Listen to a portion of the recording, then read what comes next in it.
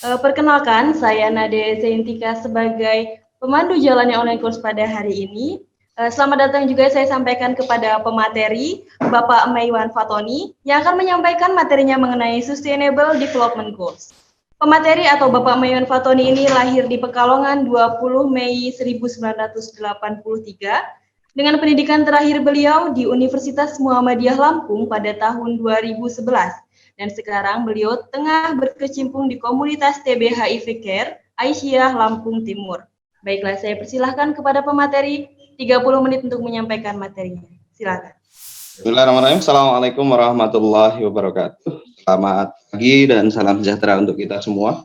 Pada hari ini kita akan bicara tentang Sustainable Development Goals, di mana bahwa online course yang kita lakukan kali ini adalah dilaksanakan oleh MKT atau Metro Kita Center yang dengan mengambil tema Sustainable City atau kota berkelanjutan. Ini adalah salah satu dari elemen dari SDGs ini. Jadi saudara sekalian, tidak mungkin akan saya sampaikan tentang SDGs ini, tentunya juga kita sudah bisa mengetahui dan bisa browsing dimanapun tentang SDGs ini seperti apa. Intinya bahwa SDGs ini adalah sebuah program atau rencana aksi dari semua negara anggota PBB yang kemudian sudah disepakati bersama pada September 2015 yang lalu. Ini adalah program untuk pengembangan untuk rencana untuk mengakhiri kemiskinan, kemudian mengurangi kesenjangan dan melindungi lingkungan. Namun sebelum kita maju membahas tentang SDGs ini, perlu kami sampaikan bahwa Metro Kita Center apa sih? Kebetulan juga kita sekarang ini berada di kantornya, di kantor Metro Kita Center.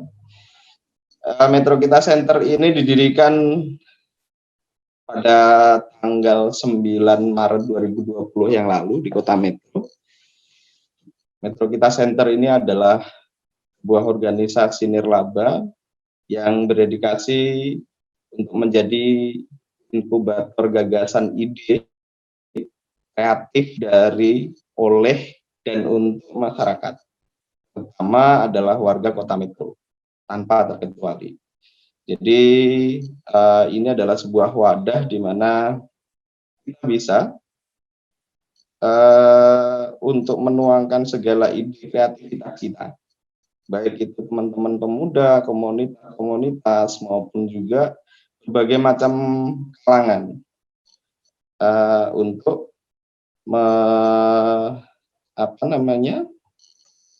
untuk mencurahkan segala kreativitas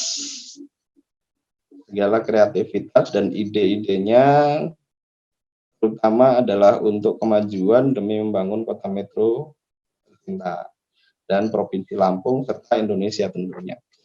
Kita akan memulai selanjutnya dari sekilas tentang Metro Kita Center. Jadi Metro Kita Center ini adalah sebuah organisasi nirlaba yang berdedikasi menjadi inkubator gagasan ide dan kreativitas dari, oleh, untuk seluruh warga Kota Metro tanpa terkecuali. Seperti yang sampaikan tadi, kita mendirikan MKC ini adalah dari ide kreatif bersama kawan-kawan dengan foundernya adalah Mas Ahmad Nuzir. Tentunya kita semua sudah tahu siapa beliau. Kemudian kita lanjutkan, kita akan bicara tentang, kita membedah tentang apa sih SDGs itu. Jadi SDGs itu adalah suatu rencana aksi global yang disepakati oleh para pemimpin dunia, masuk tentunya Indonesia yang apa namanya laksanakan SDGs ini. Guna apa sih tujuannya? Yaitu yang pertama adalah untuk mengakhiri kemiskinan, kemudian mengurangi kesenjangan dan melindungi lingkungan. SDGs ini berisi 17 tujuan dan 169 target serta 241 indikator yang diharapkan bisa dicapai nantinya pada tahun 2030. Jadi dari berbagai macam elemen, kemudian targetan-targetan yang sehingga 3 dari item mengakhiri kemiskinan, kesenjangan, dan lingkungan ini bisa tercakup semuanya dan bisa terselesaikan dengan target tertentu. 169 target ini akan selesai pada tahun 2030. Tidak menutup kemungkinan juga bahwa salah satunya juga adalah kesehatan tentunya, dimana bahwa apalagi dalam kondisi saat ini pandemi dan mendunia juga, ini juga salah satu dari kemudian yang dilaksanakan di dalam SDGs ini. Kita lanjutkan dalam SDGs ini, ada komponen-komponen yang kemudian akan dilaksanakan. Ada 5 prinsip, 5 P yang bisa kita ketahui bahwa tujuan SDGs ini prinsipnya adalah 5P ini: planet, people, prosperity, kemudian peace, dan yang terakhir adalah partnership. Planet ini bagaimana kita memastikan, bagaimana kita menjadikan bumi ini, dunia ini bisa berlanjut, keberlanjutannya dan kepemanfaatannya dan kenyamanannya itu bisa dirasakan sampai dengan anak cucu kita besok. Kemudian yang kedua adalah people, di mana bahwa tidak ada seorang pun yang kemudian terlepas dari pantauan SDGs ini. Jadi semua orang bisa merasakan, semua orang bisa melaksanakan, dan semua orang tentunya punya tujuan yang sama. Diharapkan begitu. People. Maka ada salah satunya kemudian nanti adalah no one left behind. Artinya tidak ada satupun yang tertinggal. Baik itu anak-anak, perempuan, kemudian manula, kemudian orang yang dengan keterbatasan, dan lain sebagainya. Semua tidak ada yang tertinggal. Semua tercakup dan terangkum dalam SDGs ini. Bisa menjadi aktor, kemudian bisa juga menjadi objek, kemudian bisa juga melaksanakan secara bersama-sama. Kemudian prosperity atau kesejahteraan. Kesejahteraan ini juga penting sekali bahwa kita harus laksanakan, kita menjadi tujuan juga, salah satu jadi tujuan prinsipnya. Jadi semua masyarakat, semua warga itu harus mendapatkan yang namanya kesejahteraan. Kemudian yang keempat adalah peace atau perdamaian. Kita berharap bahwa di tahun 2020 perdamaian ini benar-benar terjadi di dunia ini dan tidak ada lagi kesenjangan, tidak ada lagi permusuhan, tidak ada lagi berbagai macam peperangan. Jadi melalui SDGs ini juga bahwa negara-negara yang kemudian sedang dalam masalah atau dalam sebuah pertempuran itu bisa mengakhiri. Kemudian yang terakhir adalah partnership, yaitu kerjasama, atau kalau di Indonesia mungkin bisa dikatakan gotong royong. Jadi bersatu kita teguh, bercerai kita runtuh. Jadi tidak ada lagi bahwa yang kemudian tidak ada yang bisa kita lakukan saat kita bergandengan tangan bersama untuk melaksanakan. Mungkin kalau dulu kita pernah melihat atau pernah mendengar dan kita juga pernah tahu dengan asas sapu lidi, di mana kalau sapu lidi itu satu mungkin akan dipatahkan lebih mudah dan gampang sekali untuk patah. Tapi ketika kemudian disatukan menjadi sebuah sapu lidi, itu bisa menyapu segala kotoran dan kemudian susah untuk dipatahkan. Nih, jadi ada 5 prinsip atau yang sering dikenal di SDGs ini namanya 5P: planet, people, prosperity, peace, dan partnership. SDGs ini adalah sebetulnya perpanjangan atau penerus daripada program sebelumnya, yaitu pada program tahun 2000 diluncurkan, itu namanya MDGs, yaitu Millennium Development Goals. Ini yang ditargetkan pada saat itu, pada tahun 2000 itu akan berakhir di 2015. Dan kemudian di September 2015 itu PBB melakukan pertemuan kembali, melakukan sidang kembali yang dilaksanakan di New York pada bulan September 2015 dan mencetuskan, menyepakati diluncurkannya program lanjutan dari MDGs ini yang dinamakan Sustainable Development Goals, atau kalau di Indonesia sering kita sebut dengan TPB, tujuan pembangunan berkelanjutan. Pencapaian dan unfinished agenda MDGs di Indonesia, yang kita lihat mulai masuk di Indonesia. MDGs itu ada 8 tujuan. Kalau tadi SDGs kita tahu ada 17, kalau MDGs dulu itu hanya 8 tujuan, kemudian targetnya ada 18 dan ada 67 indikator MDGs.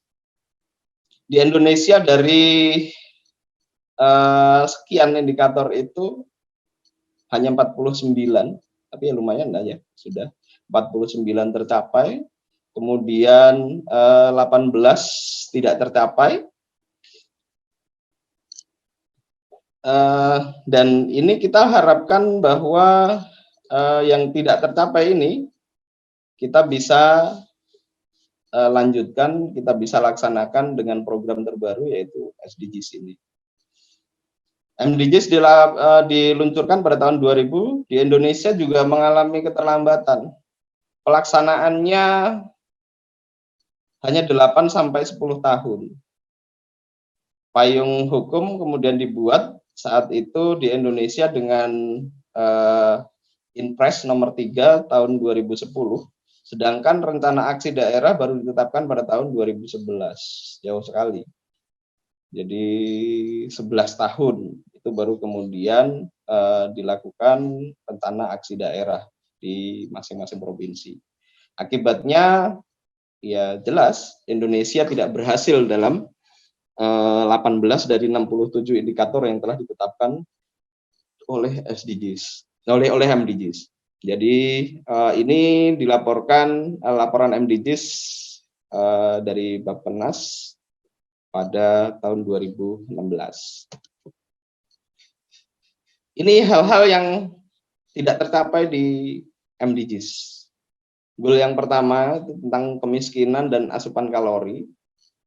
Tentunya kita juga tahu bahwa kemiskinan di Indonesia 10 tahun ke belakang, pada tahun 2010, 2009 sampai 2015, kemiskinan tetap masih tinggi di Indonesia.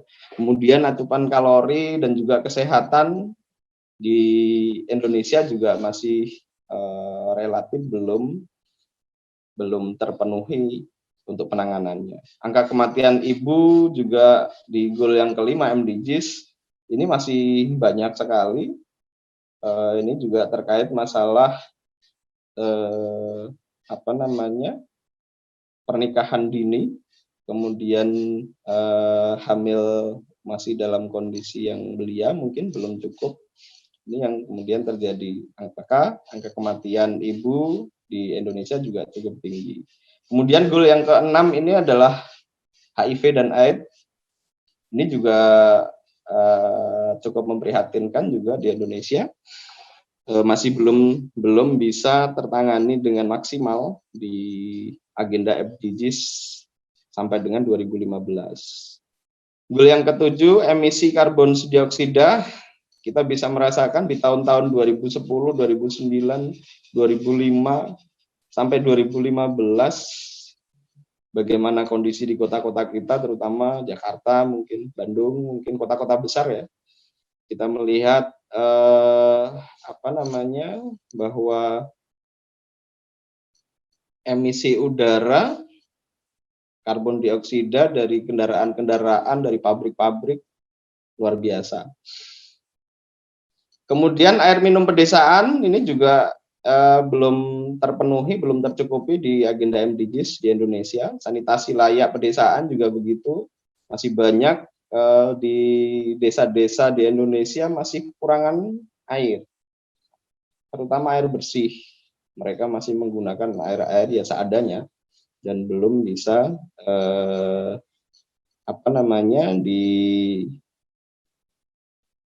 belum bisa tertangani dalam agenda SDGs ini.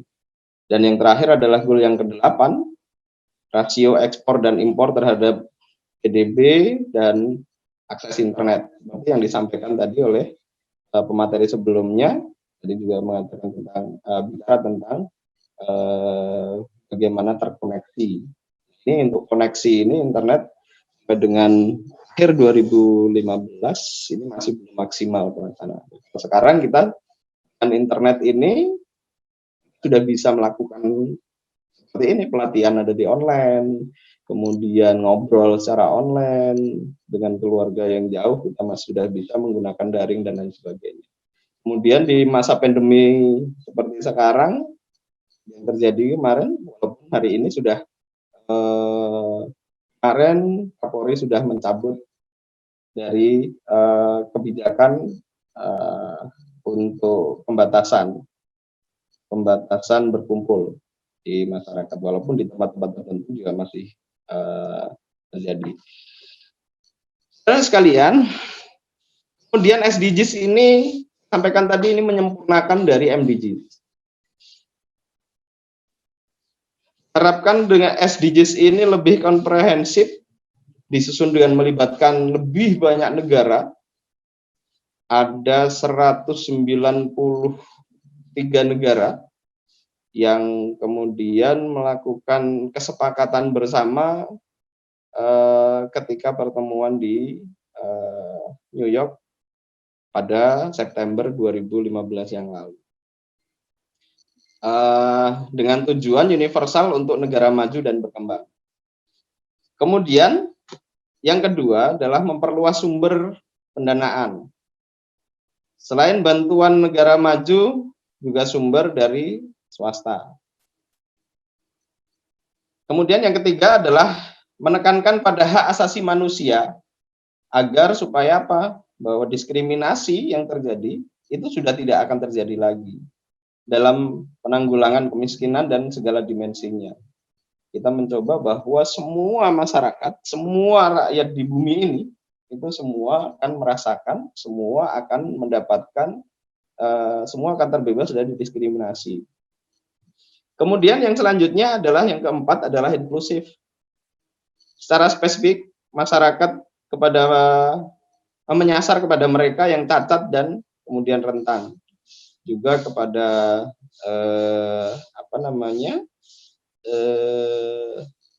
ABK ya,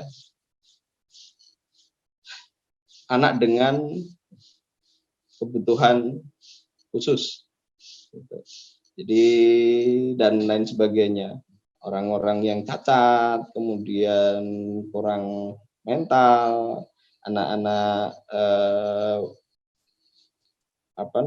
dengan kekurangan gizi dan lain sebagainya. Ini juga terangkum dalam SDGs. Kemudian yang selanjutnya yang kelima adalah indikator SDGs ini memerlukan partisipasi semua pihak. Jadi ini tidak hanya kemudian pemerintah saja yang harus melakukan ini, tapi juga organisasi masyarakat, kemudian media, kemudian filantropi dan bisnis, pakar dan akademisi dan lain sebagainya. Semua terangkum di sini dan berharap ini adalah program kita, oleh kita, dari kita, dan juga untuk kita nantinya. Jadi mungkin ketika pemerintah dengan kebijakannya, dengan regulasinya mungkin bisa dalam menjalankan SDGs ini. Kemudian organisasi masyarakat dan media ini adalah sebagai kontrol, kemudian juga mensosialisasikan kepada masyarakat tentang program SDGs dan kemudian bisa mengajak seluruh masyarakat, mengedukasi masyarakat untuk bersama-sama berpartisipasi dalam pelaksanaan SDGs ini. Filantropi dan bisnis juga begitu. Anggaran diharapkan juga tidak hanya dari pemerintah saja, tapi kemudian ada perimbangan juga anggaran, bantuan juga dan lain sebagainya ini dari kelompok filantropi dan bisnis. Begitu juga dengan dalam hal pencapaian-pencapaian tertentu bahwa kelompok filantropi dan bisnis ini juga sangat berkaitan erat dengan income masyarakat tentunya, dengan kesejahteraan masyarakat dan lain sebagainya. Kemudian pakar dan akademisi. Pakar dan akademisi ini lebih kepada bagaimana kemudian melakukan peningkatan kapasitas SDM kepada masyarakat dan juga kepada pelaku-pelaku SDGs. Sehingga ketika SDGs ini dilaksanakan, ini benar-benar sesuai dengan harapan dan terkontrol. Serta kemudian ada penelitian-penelitian juga dilakukan oleh teman-teman akademisi. Kemudian yang keenam, jika MDGs kemarin itu hanya menargetkan pengurangan setengahnya saja dari tujuan, kemudian kalau SDGs kita berharap menargetkan untuk menuntaskan seluruh indikator yang ada. Kalau kita sebut dengan zero goals, artinya semua kita berharap di tahun 2030 semua tercapai. 17 tujuan itu harus tercapai. Jadi inilah SDGs. Kemudian yang ketujuh, ini adalah tidak hanya memuat goals, tapi juga sarana pelaksanaan atau means of implementation. Jadi tidak hanya goalnya saja yang kemudian tertuang di dalam SDGs ini, tapi bagaimana untuk menuju kepada goal itu, untuk menuju kepada hasil itu tadi, sarana pelaksanaannya itu juga terangkum di dalam SDGs. Ini 17 dari tujuan pembangunan berkelanjutan atau TPB atau SDGs. Yang pertama adalah menghapus kemiskinan, kemudian tujuan yang kedua adalah mengakhiri kelaparan, yang ketiga kesehatan yang baik dan kesejahteraan, kemudian pendidikan yang bermutu, kesetaraan gender, akses air bersih dan sanitasi, yang ketujuh energi bersih dan terjangkau, kemudian pekerjaan yang layak dan pertumbuhan ekonomi, infrastruktur, industri, dan inovasi, kemudian mengurangi ketimpangan, kota dan komunitas yang berkelanjutan, konsumsi dan produksi yang berimbang, yang bertanggung jawab, kemudian penanganan perubahan iklim, kemudian menjaga kelestarian ekosistem laut, kemudian menjaga ekosistem darat juga, perdamaian, keadilan, dan kelembagaan yang kuat, dan yang 17 adalah kemitraan untuk mencapai tujuan SDGs tersebut.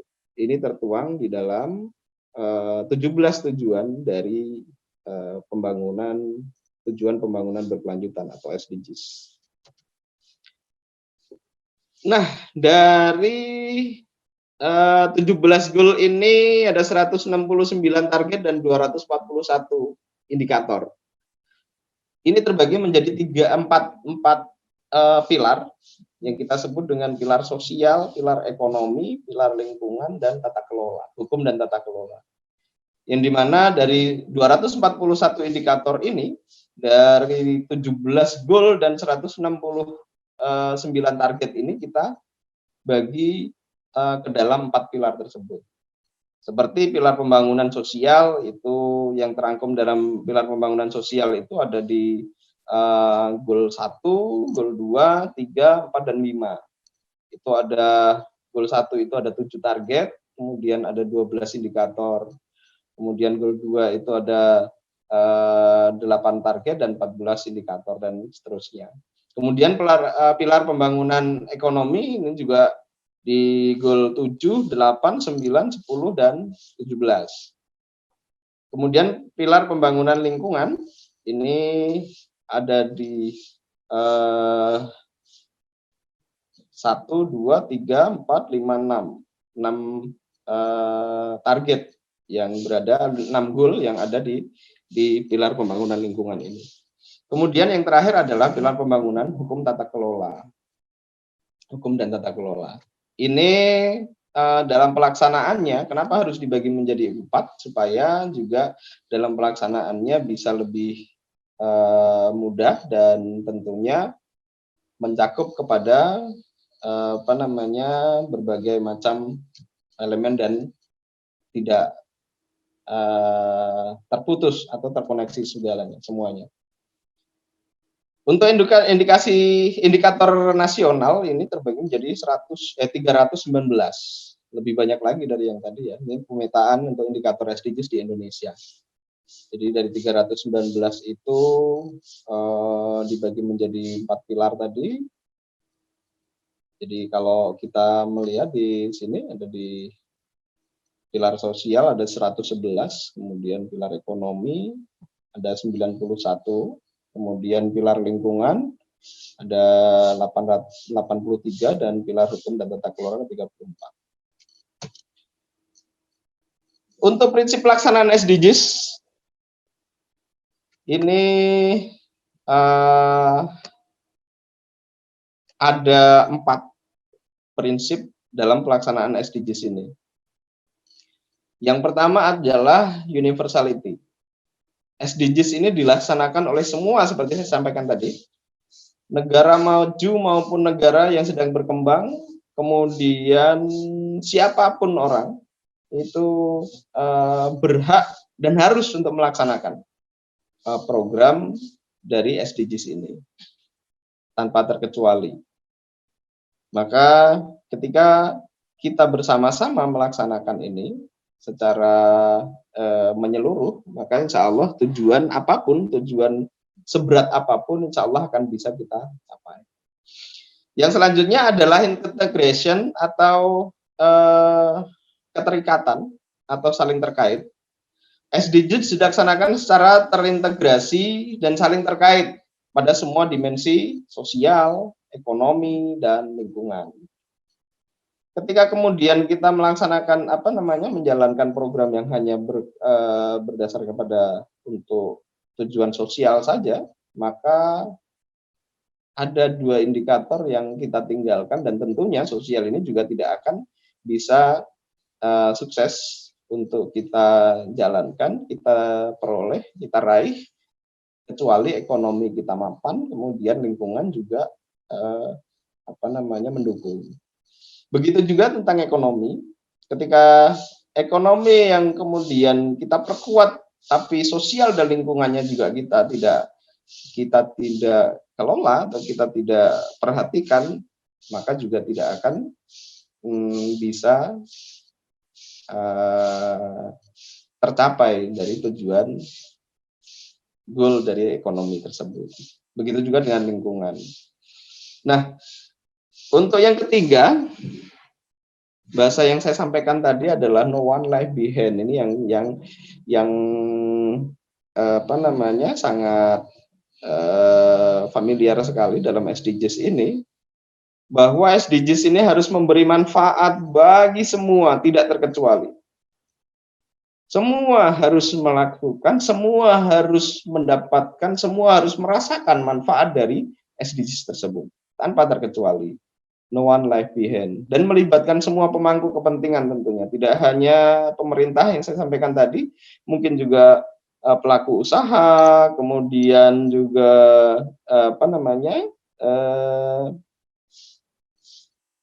masyarakat, kemudian sosial, organisasi kemasyarakatan, filantropi dan lain sebagainya. Semua harus berperan dalam SDGs ini.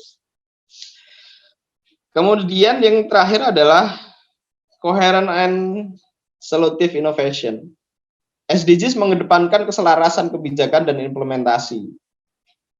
Artinya antara kebijakan dan implementasi ini juga tidak boleh ada ketimpangan. Harus berjalan selaras. Termasuk juga menyediakan solusi efektif atau inovatif bagi pembangunan. Maka di Metro Kita Center ini kita juga punya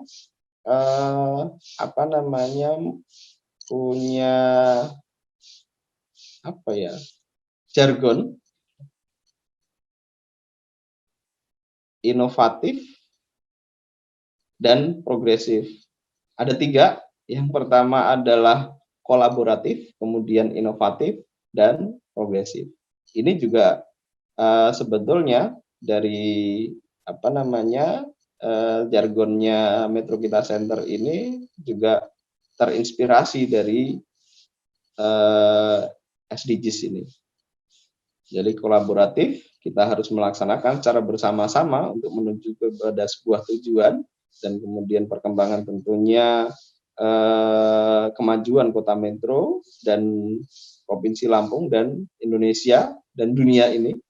Kalau kita laksanakan sendiri-sendiri, maka tidak akan bisa tercapai secara maksimal. Tapi kalau kita bersama-sama, apapun pasti akan bisa kita raih. Kemudian inovatif tentunya untuk mencapai tujuan itu kita harus banyak sekali inovasi-inovasi yang kemudian menuju kepada goals yang kita dapatkan ini bisa maksimal. Dan tentunya progresif. Harus berkelanjutan. Jadi tidak hanya mandek kepada apa yang kita raih saat ini. Untuk kemitraan SDGs ini bisa kita lihat, saya sampaikan tadi bahwa ada 4 elemen yang setidaknya harus berkontribusi atau menjalankan dalam pelaksanaan SDGs ini. Yang pertama adalah pemerintah. Pemerintah ini adalah berkaitan dengan dia harus memastikan bahwa target bisa tercapai dengan upaya apapun, tentunya dengan solusi apapun, kemudian menentukan regulasinya, kemudian tentunya anggarannya dan kebijakannya, kemudian melakukan juga monitoring dan evaluasi serta pelaporan. Karena segala sesuatu yang kita lakukan tanpa pencatatan dan pelaporan, maka ya tidak akan berarti apa-apa. Yang sudah hanya sebagai menjadi sebuah kenangan saja. Tapi ketika proyek ataupun ketika sesuatu pekerjaan yang kemudian ada pencatatan, recording dan reporting, pencatatan dan pelaporan, maka ini sangat penting sekali untuk kita laksanakan. Untuk tentunya evaluasi ini perlu dilakukan untuk melihat seberapa besar yang sudah kita lakukan dan kekurangan yang mungkin terjadi dalam perjalanan kita menuju kepada sebuah tujuan, terutama di SDGs ini. Kemudian yang kedua adalah akademisi. Ini bisa memberikan masukan dalam pelaksanaan SDGs, kemudian evaluasi kebijakan juga, mungkin juga dalam pemerintah membuat regulasi, ini juga bisa berkaitan dengan pihak akademisi. Kemudian capacity building, yang tadi yang saya sampaikan, peningkatan kapasitas untuk SDM, pelaksana SDGs tersebut dan juga masyarakat. Bagaimana cara memberikan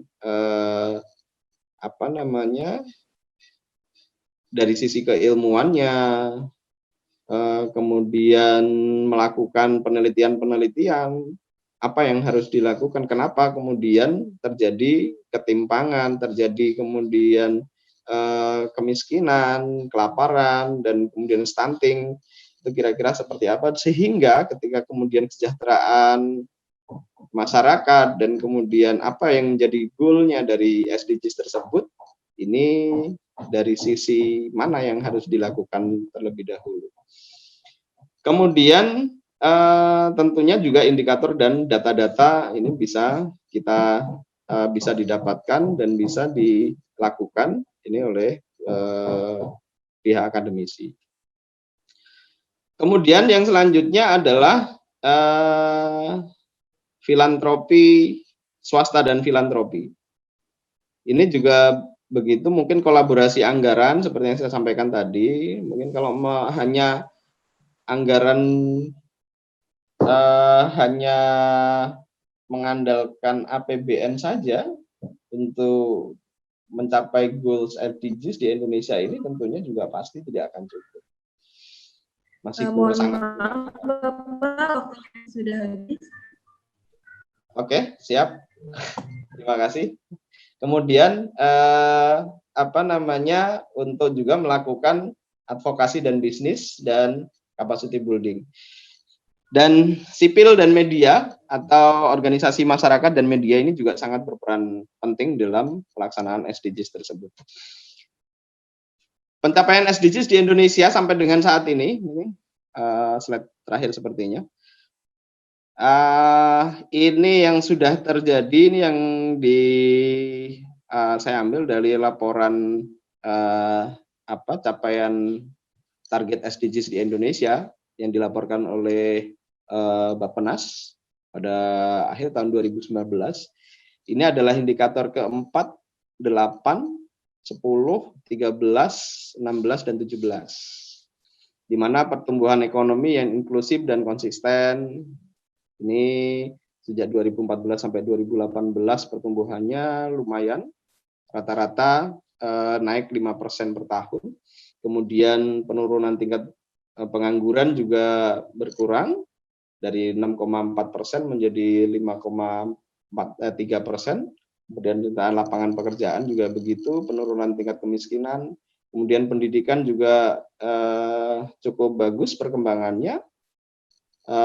Perubahan iklim dan pengelolaan bencana juga seperti itu. Integrasi pembangunan rendah karbon di dalam agenda perencanaan pembangunan. Indeks resiko bencana juga turun. Ini di tahun 2018. Dan yang lain lagi, termasuk juga inovatif pembiayaan pembangunan dan lain sebagainya. Ini dari apa yang bisa kita dapatkan dari SDGs. Mungkin juga kita semua berperan aktif, kita semua diharapkan mampu dan bisa dan harus untuk ikut berpartisipasi dalam pelaksanaan SDGs tersebut, sehingga 17 goals yang disiapkan di dalam SDGs ini bisa tercapai oleh kita, dari kita, dan untuk kita tentunya. Baik, terima kasih. Saya kembalikan kepada moderator. Mungkin untuk awal saya cukupkan sampai di sini. Monggo silakan. Iya, terima kasih Bapak atas materi yang disampaikan, materi yang cukup jelas untuk dapat kami terima. Baik, kita akan masuk kepada sesi tanya jawab. Di sini sudah ada pertanyaan dari YouTube, yaitu dari user bernama Yuanita Sidabutar. Pertanyaannya, bagaimana pendapat Bapak? Teknologi wajib diterapkan di segala sektor di Indonesia, sementara untuk mencapai tujuan pembangunan berkelanjutan, masih belum mendapatkan keadilan merata, bahkan masih ada yang belum siap melakukannya. Baik Pak, 3 menit untuk menjawab pertanyaan dari Yuanita Sidabutar, disilakan. Oke. Baik, terima kasih pertanyaannya. Jadi begini, seperti yang saya sampaikan tadi bahwa SDGs ini harus kita laksanakan, harus kita dilaksanakan oleh semua pihak. dan disadari atau tidak bahwa kondisi saat ini memang belum sampai kepada titik bahwa kita menghasilkan atau mendapatkan dari tujuan atau goal SDGs tersebut. Masih sangat banyak sekali. Ini juga masih 2020 kok. Targetnya ada sampai 2030. Tentunya ini masih sangat kurang sekali. Maka juga peran semua pihak ini sangat dibutuhkan sekali. Nah, kemudian bahwa dalam kondisi saat ini dituntut untuk bahwa teknologi dalam pelaksanaan pembangunan ini juga harus kita laksanakan tentunya dalam masa yang saat ini menuju kepada Indonesia baru menuju kepada 4.0, industri 4.0, tentunya ini kita harus memulai setidaknya bahwa peran dari teknologi ini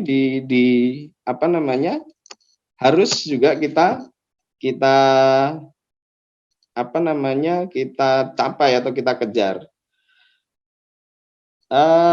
Yang terjadi saat ini memang SDM kita ini masih sangat kurang masih butuh untuk ditingkatkan. Tidak saya katakan bahwa kita tertinggal jauh, tidak, tapi bahwa kalau dibilang tertinggal jauh untuk teknologi, kita sudah ada, semua ada, bahkan juga teknologi kita ini juga di pedesaan, masyarakat kita ini malah lebih kreatif dibandingkan orang-orang lain. Jadi motor yang kemudian tadinya apa jadi seperti apa, di kendaraan yang kemudian yang tadinya bahkan buat mobil sendiri juga sudah mulai, mobil yang ada juga dibuat jadi sesuai dengan mindset yang ada, ya seperti itu. Nah, peran kita semua, terutama juga dalam monitoring dan evaluasi ini juga dibutuhkan. Maka masyarakat itu juga sebetulnya kita harus membangkitkan untuk mengadvokasi dan kemudian memberikan edukasi kepada masyarakat bahwa semua itu berhak untuk memantau perkembangan SDGs dan kemudian memberikan solusi, memberikan ide-ide yang kemudian bisa kita laksanakan secara bersama-sama. Kalau kita semua masyarakat atau satu-satu dari kita hanya yang ada menuntut, kemudian tanpa memberikan solusi, ya yang ada ya malah tidak jalan, ini akan menjadi mandek. Mungkin seperti itu. Ya, baik Bapak, terima kasih atas jawabannya. Semoga dapat, saya yakin ini menjawab pertanyaan dari user Yuanita Sidaputar. Selanjutnya masih ada pertanyaan lagi Bapak dari user di YouTube dengan nama Pesta Orariri. Pertanyaannya, sejauh mana penerapan SDGs di Indonesia secara umum dan metro secara khusus? Apakah sudah diterapkan di kota-kota dan sudah dalam bentuk peraturan? Sudah adakah kota yang berkelanjutan di Indonesia? Baik, itu pertanyaan dari user Pesta Orariri. Saya silahkan untuk Bapak Meiwan untuk menjawab. Oke, sejauh mana penerapan SDGs di Indonesia secara umum? Ketika kemudian dilakukan SDGs secara umum di Indonesia, seperti yang dilaporkan tadi yang sempat saya kutip, itu adalah salah satu dari hasil daripada SDGs dan dilaksanakannya, bahwa saat ini untuk pelaksanaan contoh saja mungkin tentang kesejahteraan masyarakat, atau mungkin juga tentang pendidikan, yang saat ini bagaimana sistem pendidikan di Indonesia selalu juga kedepankan, selalu ada perkembangan yang kemudian dilakukan oleh pemerintah dan juga oleh organisasi-organisasi masyarakat maupun pihak-pihak yang lain selain pemerintah. Seperti ada juga boarding school, sistem pendidikan yang kemudian secara terpadu dan lain sebagainya. Ini juga sekarang ini sistem pendidikan yang dilakukan oleh pihak-pihak swasta ini juga jauh lebih berkembang dan jauh lebih bagus sekarang perkembangannya di apa namanya Indonesia pada saat ini. Dan ini juga salah satu dari apa namanya upaya swasta untuk melaksanakan SDGs tersebut. Di kota metro secara khusus banyak sekali sebetulnya perkembangan di kota metro juga sudah kita rasakan ya. Kemudian apa ruang terbuka hijau juga sudah mulai di apa namanya dibuat, diadakan, kemudian apa tentang kesenjangan di masyarakat juga mulai teratasi. Ini juga tentunya salah satu dari capaian-capaian SDGs di Indonesia dan di kota metro. Kemudian kalau dalam bentuk peraturan sejak 2017 itu pemerintah sudah membuat regulasi yang pertama itu peraturan pemerintah nomor 59 betul. 59 tentang pelaksanaan SDGs ini. Kemudian juga diteruskan kepada pemerintah provinsi dan sampai dengan ke tingkat di bawah. Dan pelaksanaan SDGs ini sudah peraturan-peraturan yang lain juga sudah ada di Indonesia. Untuk kota yang berkelanjutan di Indonesia ini semua harusnya sudah melaksanakannya. Ada saya salah satu dari contoh yang kemudian yang dilakukan oleh pemerintah kita Kyushu, pemerintah dari Jepang kerjasama dengan Jepang ini ada di beberapa daerah, beberapa kota, ada di Surabaya. Surabaya itu yang melakukan salah satunya adalah bagaimana merubah dari kota Surabaya yang terkenal sangat kumuh, kemudian dengan melakukan kerjasama dengan kota kita Kyushu di Jepang, dan akhirnya meraih predikat kota terbersih se-Asia Tenggara. Ini juga salah satu dari capaian-capaian atau kota-kota yang melakukan apa namanya bisa disebut sebagai kota yang berkelanjutan. Mungkin itu, Mbak. Terima kasih. Iya, terima kasih atas jawabannya, Bapak, atas pertanyaan yang sudah diberikan. Baiklah, jawaban tersebut sekaligus menandakan berakhirnya sesi tanya jawab pada online course sesi kedua pada hari ini. Silahkan Bapak Meiwan Fatoni untuk menyampaikan closing statement-nya pada sesi kali ini, disilahkan. Baik, terima kasih Mbak Nadia. Bahwa satu yang saya sampaikan ini adalah sebuah ungkapan saja bahwa kereta kencana itu laju kereta kencana itu baik buruknya tergantung kepada kuda yang paling lemah.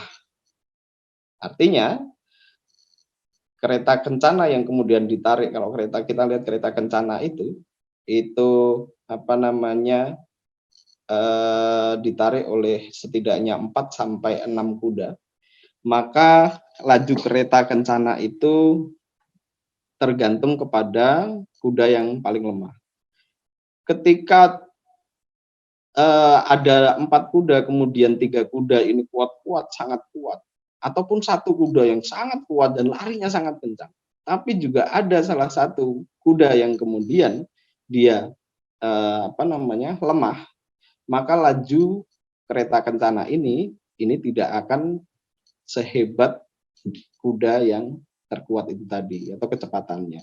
Nah, artinya apa? Artinya bahwa SDGs ini harus kita laksanakan secara bersama-sama dengan kemitraan, dengan lain sebagainya, partnership ini harus kita benar-benar jalankan. Kembali lagi bahwa ketika kita bersama-sama kita akan melaksanakan dan mendapatkan hasil yang sempurna. maka tidak akan bisa kita laksanakan sendirian. Dan ketika ada sisi-sisi yang lemah dalam pelaksanaan SDGs ini, mari sisi yang lainnya itu harus juga mencukupi. Jadi tidak bisa kemudian yang maju ya maju terus, kota-kota yang maju yang kemudian maju terus, sisi-sisi di bidang-bidang yang lain juga maju terus, tapi kemudian di sisi yang lainnya ini ditinggalkan atau tidak diperhatikan. Kembali lagi, kebersamaan ini adalah modal utama kita untuk menjalankan SDGs ini. Mungkin itu cukup ya, saya akhiri dari sesi ini, dan sekali lagi terima kasih kepada semua pihak yang sudah mendukung program dari MKC ini.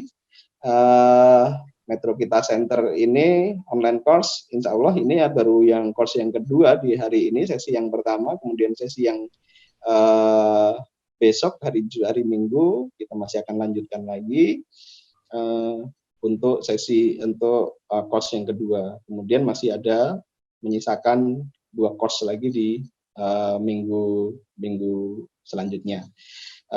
Kepada para pembicara juga yang luar biasa, saya ucapkan terima kasih dan untuk kebersamaannya dan sudah mau dan bersedia untuk berbagi pengalaman dan berbagi ilmu bersama dengan MKC ini.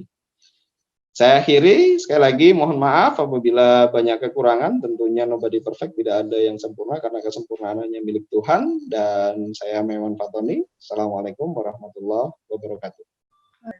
Ya, terima kasih. Closing statement yang saya yakin mampu mendongkrak seluruh kader-kader dari SDGs untuk mewujudkan semua tujuan dari SDGs. Saya Nadia Zentika selaku moderator, mohon maaf jika terdapat kesalahan. Terima kasih atas segala partisipan, segala antusiasme pertanyaan yang masuk. Terima kasih juga kepada pemateri yang menyampaikan materi dengan luar biasa. Saya akhiri, selamat siang dan sampai jumpa lagi pada sesi yang selanjutnya. Assalamualaikum warahmatullahi wabarakatuh.